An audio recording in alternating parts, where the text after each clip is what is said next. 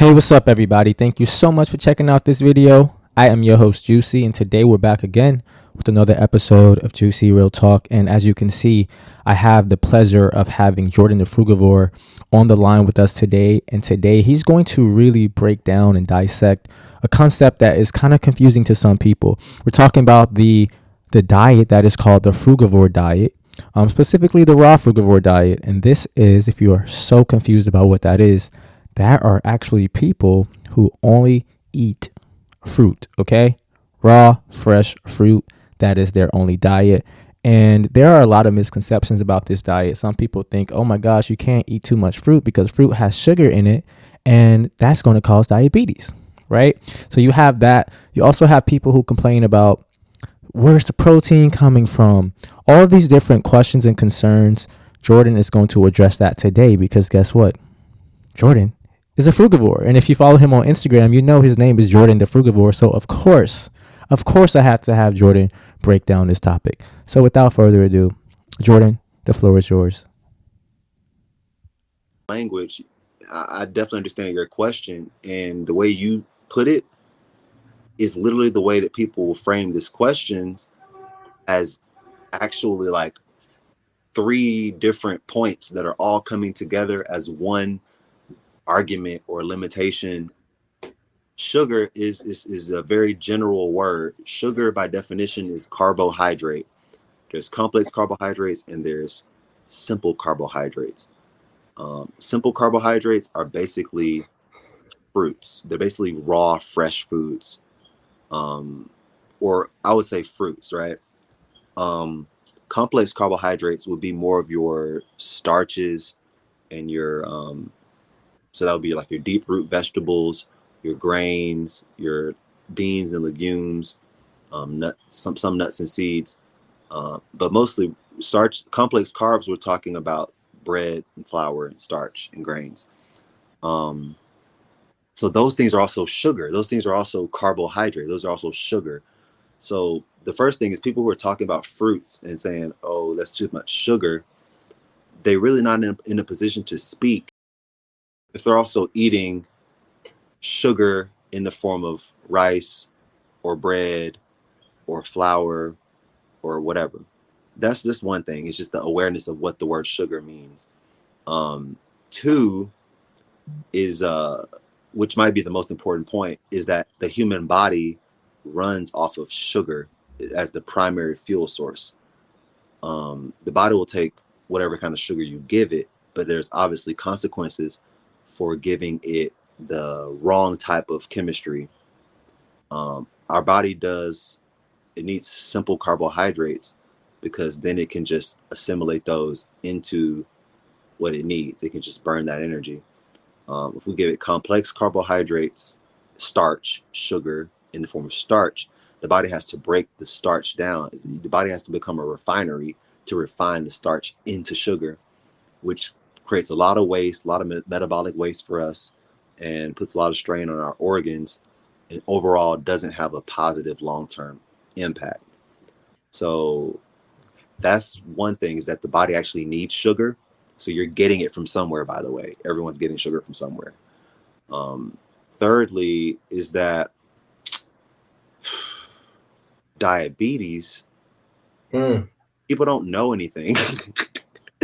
So diabetes is basically a form of insulin resistance where the body is not able to regulate its insulin levels, and insulin is obviously triggered by the amount of sugar in the blood. So people think diabetes because you ate too much sugar. Well, what really happens is that the body's not able to use the sugar in the blood if the cells are backed up, if the lymphatic system is backed up, if there's too much protein, animal protein and starch, but mostly protein and fat, actually. If there's too much protein and fat in the blood is thicker, it sticks together, the cell receptors are all clogged up. And so whenever you eat anything, rice or fruit, and your blood is toxic and your lymphatic system is backed up, well, now this blood is sugar is floating around in the blood, and it can't enter the cells. So since the concentration of blood is too high in the cell, and I don't mean to get too technical, but too much blood floating around, too much sugar floating around in the blood, the body releases insulin to regulate the amount of sugar that's there. So, and that like fruit is not the cause of diabetes. Even sugar is not the cause of diabetes. It's actually the cellular constipation, the clogging up of the cells in the blood that comes from too much protein and too much animal protein and fat in the diet, oil, starch, and meat. And the inflammation and the acidity and the mucus that comes with that causes, too thick of the blood, and then the sugar can't get to the cells. So if you want the sugar to get to the cells without having to release insulin from the liver, you want to reduce or eliminate animal protein. And most people that have actually gone on a fruit path that had diabetes don't have diabetes anymore, because the fruit is actually a cleanser. And so I was getting into the fact that fruit comes as a whole package with somewhere between 70 to 99% water. Comes with fiber, which acts as an intestinal scrubber. So fruit's like the only food that kind of like doesn't leave anything behind in your body. It only removes, eat it, and it only leaves behind what you need to absorb. And fruit has all these micronutrients and vitamins and electrolytes and water. So the fiber and the water in fruits help the sugar actually get slowly released over time, as opposed to like eating white sugar or even having like a fruit juice, which might be like 100% sugar. Artificial sugar. No, even a natural fruit juice, I mean, is gonna release the sugar more quickly than like orange juice is gonna have more sugar than an orange, because the orange has water and fiber, has the fiber intact, which the fiber slows down the release of the sugar over a longer period of time.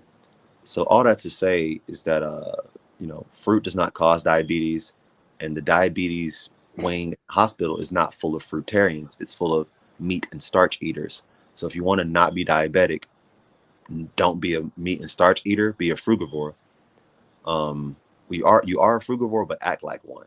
A frugivore is just an anatomical, biological predisposition of an animal to actually eat fruits above other food groups. So that will be like most primates. There's lots of bats and birds and lots of mammals that thrive on fruit because it's a calorie-rich source. It's hydrating, tasty, and no animals in nature at all, other than humans, actually cook their food with fire or even mix their food to actually seasonings and all these things. So, if I were to challenge each person on this call to only eat what's naturally appealing in its raw, unprocessed state, if I say you're not allowed to use a stove, you're not allowed to use salt, you're not allowed to combine your foods. If I ask you to do that, you might be like, oh my God, that's crazy. What am I going to eat? But at some point you'd realize, oh crap, I can eat fruit. Fruit is the thing that will be appealing, will taste good, will digest well, that will nourish me without any adulteration or alteration. So if I asked you to eat a natural diet, you would have to eat fruit, because that's the only way to eat food without altering your food. Every other animal eats their food without altering it using fire or mixing or heat. Lions are attracted to blood and flesh and eyeballs and the hair. They want to eat the living. They see a living animal and they salivate because it's their natural instinct to want to kill it and eat it. Yeah, they can actually bite. Their teeth can actually kill it, and their body can actually process it. Our teeth and our bodies cannot do the same. Without fire, without knives, without tools that are not built into their body. See, if we were cooked food eaters, we'd be born with a stove attached to the body. Yeah, I love how you worded that, and it's literally that simple. I love how you said, and that's that. You can't argue that. So raw foods in general are natural foods for every being. The non-cooking of the food. So if you were to try to eat a natural diet, you as a human would naturally be inclined towards fruits and maybe some tender leafy greens and herbs and vegetables. Um, but you wouldn't be enticed by the smell, by the sweaty smell of a gazelle running through the forest. You wouldn't like salivate at that. Um, you'd have to kill it. You have to be taught and you have to be educated on how to catch a gazelle and then how to kill it and then how to prepare it to eat and cook it and all that stuff. Whereas a fruit, no one needs to teach you anything. You figure out how to get to the tasty part using your fingers or a rock. But yeah, so we're frugivores. That's my main point. And yeah, fruit is the natural food for us. It provides all the nutrients we need. And get educated. Go look into some books. There's research. There's lots of official documentation about it, and there's lots of just natural observations you can make. Like, why is it that sugar is the most addictive substance on the planet?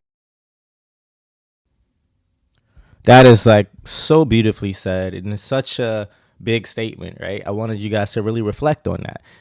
Again, is it that we are supposed to be eating sugar, right? That's why it's so addictive. However, it's not supposed to be in processed form. We're supposed to be eating it naturally, right? Through fruits. So that is a great point, because you got to think about, why are people so addicted to these sugars? It's something in us that wants it. So I think this is a perfect space to leave this topic on for you guys to really marinate on that. Jordan, you did a beautiful job at just articulating any confusion that people may have about the frugivore diet. And if people felt like, oh my God, it could lead to diabetes, or people with diabetes shouldn't eat fruit because it's too much sugar, I think you did a beautiful job explaining that. I definitely hope that the people are like really benefiting and gaining a lot of wisdom and some insight from this call and this conversation. I'm definitely down to do like a part 2. Yes. Obviously only if the audience is up to it. So you guys have to comment and like, share, and subscribe, and really encourage us to continue this conversation and make a part 2 for y'all. Because we ain't finna just do it if nobody's gonna listen, if nobody likes it. But if y'all enjoying this vibe, this conversation, this reasoning, I'd be happy to come back on this channel and dive deeper. Y'all can have some questions, and yeah, that'll be super cool.